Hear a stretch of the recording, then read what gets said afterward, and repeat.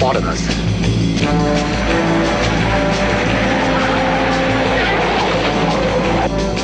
Don't let him get away, Kato.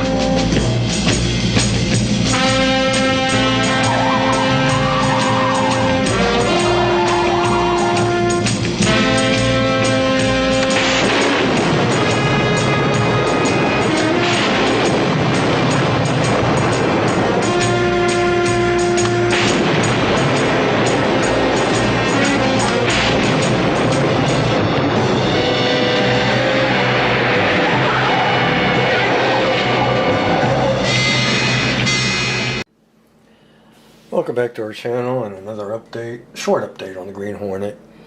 As I said in my last video, not a whole lot of time being a caretaker, but 5 minutes here, 5 minutes there, it eventually adds up over the week where at least I got some kind of progress done, and I might be able to get this done by the end of February, though I'm not holding my breath.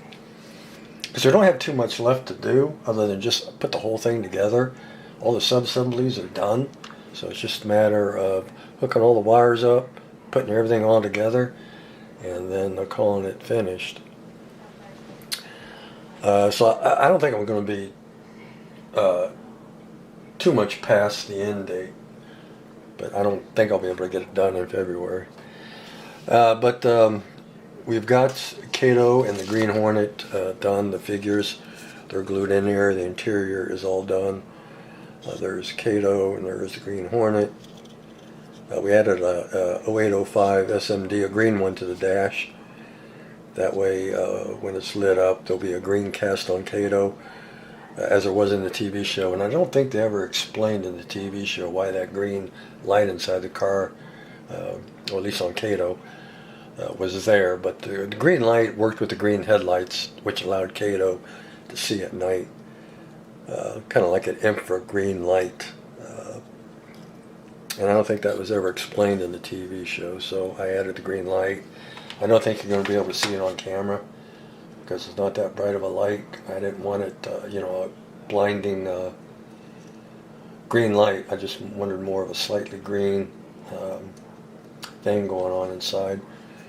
You can kind of see it on the seat, so once it's in the car, you'll see Kato with a bit of a green. I should shut the light off, but you'll see it once it's in the car. Much better, the green light. So anyway, there's Kato, and then there's the Green Hornet, and then we got all the dash. The Green Hornet controls all that painted. Got the dash painted.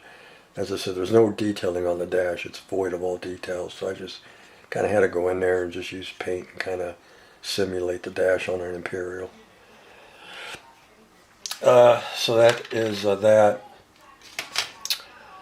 We got the Apache wheels done, all four done, painted. We just have to install them in the tires.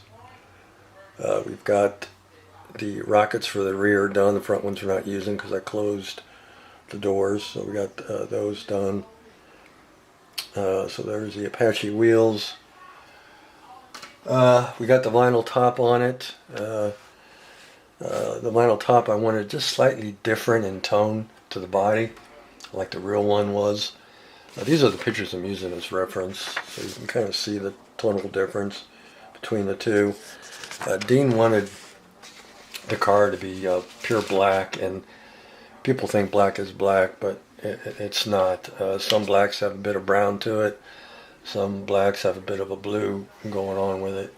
And Dean wanted a pure black, so the paint was a custom-made paint to try to get a pure black, or as pure black as possible, on the body. So that's why the top looks so different than the body color, even though the top is a black vinyl as well. In fact, the top has a bit of a brown cast to it, really. But I used wrought iron, which has a bit of a green cast to it. So that's what we used on here, the Folk Art wrought iron, which Steve mentioned about the wrought iron, which I forgot all about. Steve over at Model Minion. I thought that'd be a perfect color for the vinyl top. And then this is the picture we used to make the figures as reference. And then this is the picture I used for the rear bumper to get that straightened out and get the back end looking more correct. This is a picture of the number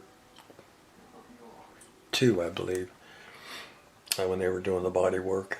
Or maybe it's the number 1, I don't remember now. But anyway, these are just the pictures I used to kind of help me get things worked out. We got the clear on the body. It's not perfect, but it's good enough for this scale. I might go over it with some Novus to kind of clean it up a little bit. It was kind of hard painting this because the body is not perfect. The plastic had a lot of waves and dimples in it. I don't know, maybe I got a bad kit. I don't know. I'm not too sure why the plastic wasn't smooth like most model kit bodies, but this one was really, maybe because it's thick plastic, I'm not too sure. But I didn't paint this black. I left a black primer on it, and then I just cleared over the black primer. I used, I wasn't going to use the Tamiya, the TS13, but I decided to go ahead and use polyurethane over it, clear polyurethane, because that's a little bit more tolerant of our temps. Our temps are still in the 30s, and I was just afraid to try lacquer in the 30s. So I thought, well, polyurethane is a little bit more forgiving on temperatures, so I went with the polyurethane instead, clear. So it's Minwax, polyurethane, acrylic. So I went with that instead. So it's not too bad. Not my best work, but not too bad. Just kind of rushing it, trying to get it done, getting it back in the house before it got too cold. So that's the Black Beauty. That's the vinyl top, and then we'll go back over the drain of the rain gutters here, drip rails, because the real car, that was the only chrome on the car, was the rain gutter. So we'll take a marker and put them chrome, and then everything else is going to stay black. But I think it'll be okay. So I did get some new kits in, not a whole lot. I did pre-order the new Vampirella kit coming out from Cult TV, man. The can't remember the name of the company. It's a fairly new company. They're coming out with a Vampirella, and they're kind of paying tribute to Aurora, because the model kit is basically going to look like the box art of the Monster Scenes Vampirella, which I think is kind of cool. She'll be 1/8 in scale.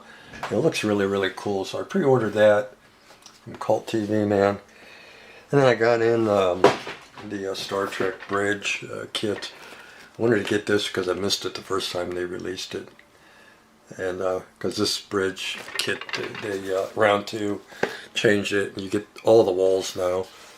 Instead of the kits I have 3 of the AMT kits. Don't ask me why I ended up with 3. But you don't get all the walls. You get more of a 3/4 circle, and the round 2 you get a complete circle now. And then the round 2 gives you more figures too, unlike the original AMT kit. I think you only got a couple, 2 or 3. I don't remember now, but anywho, I wanted to pick this up again since I missed it the first time. So I got this one, and then I got this was on sale. The box is kind of beat up, but I didn't care. I got the 29 Roadster, and then my buddy got me this, which is really cool. Even though I have it, I'm still going to build it because I always wanted to build a second one in a different color. So this is the Alien from Alien 3. He ran across this model kit, and he got it for a pretty good price, and I thought it would be kind of cool. So we're going to build that. Even though I already have it, we're going to build it again, but this time in more of the traditional black. The one I built is more of a brown gold color. So this one we're going to go with a pure black, more like the Warriors that was in the movie. So yeah, this should be fun, and I got to thank my buddy for getting this for me because it's really, really cool. So those are the model kits, and then I got some this year we're going to be doing a couple resin kits that I got that I'm printing up, which I think would be really cool, and we'll talk about them when the day comes to actually assemble it and paint it. Yeah. Alright guys, I think that is it. Alright, take care, we'll see you.